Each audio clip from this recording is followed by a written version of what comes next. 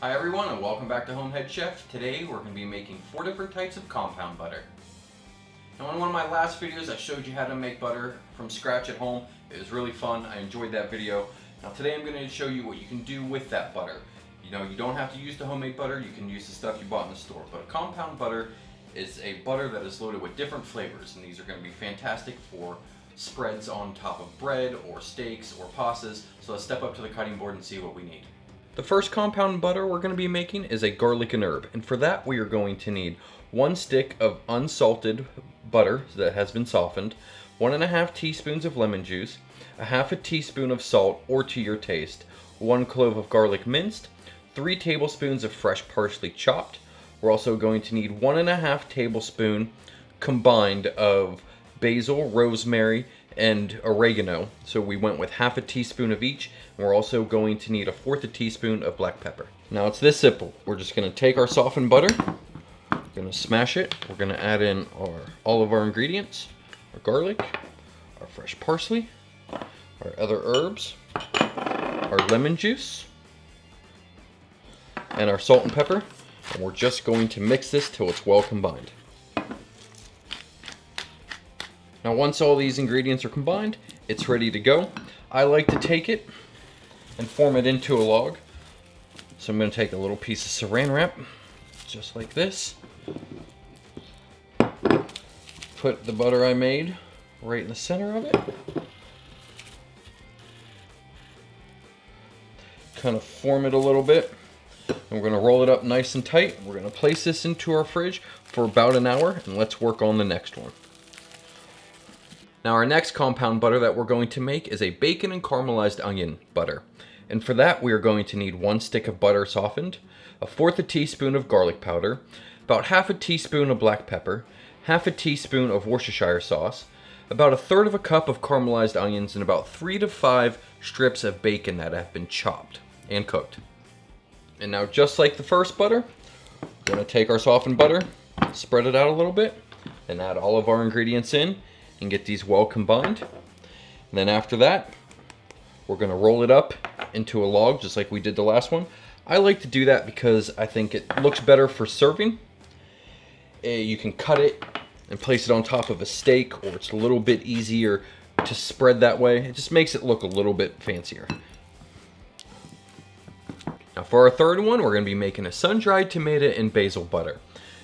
And for this recipe, we are going to need 1 stick of butter softened, about 4 tablespoons of sun-dried tomatoes that have been soaked in oil or reconstituted.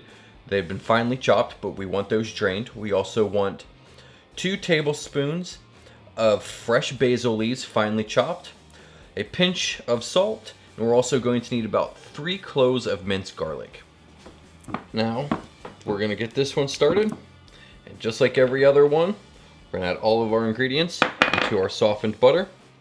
We're going to mix this up as well. And once it's thoroughly combined, we're going to roll it up, set it in the fridge for an hour, and once that's ready, we'll give them all a taste. Now for our last and final butter, we're going to do a cinnamon pumpkin butter. And for that, we are going to need 2 sticks of softened butter, 1 teaspoon of ground cinnamon, 1/4 teaspoon of nutmeg, a pinch of salt, 1/4 cup plus 2 tablespoons of pumpkin puree, 1/4 cup of honey, and 1 teaspoon of vanilla extract. We're going to start by adding in our pumpkin puree. We're going to get this thoroughly mixed in first before we add anything else in. The pumpkin is mixed in. Now we're going to go in with the rest of our ingredients. We're going to get that thoroughly combined as well. And we're going to wrap it up and place it in the fridge for about an hour.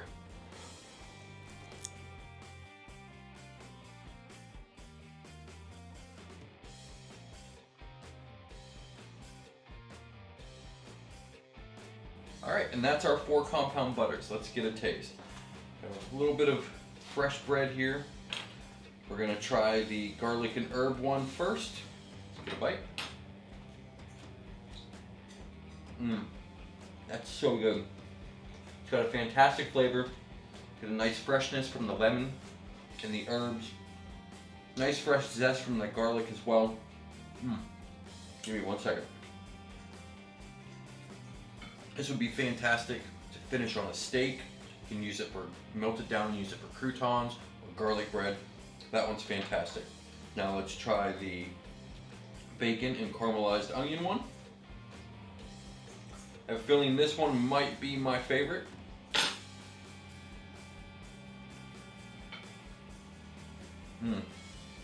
So good. You get a sweetness from the caramelized onions, a little bit of smokiness from the bacon. This one will be fantastic on bagels, toast, English muffins, even maybe a burger or on top of a steak. That one's really good. Let's try the sun-dried tomato one.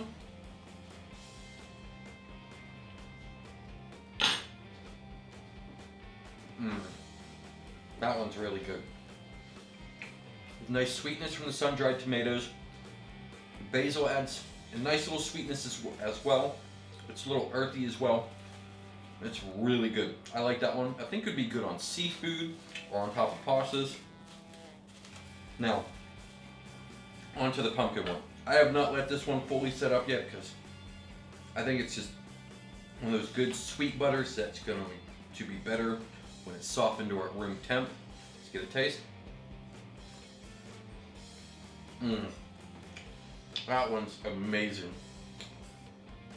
It's perfectly sweet, not overpowering. I get a nice taste of the pumpkin. It's a great, fantastic butter. It tastes like fall to me. Hope you enjoyed this video. If so, please hit that thumbs up button. If you're new to the channel, please subscribe. If you're interested in the outdoors, I also have an outdoor channel as well. I'll drop a link for that down in the description. Thanks for watching. We'll see you in the next one.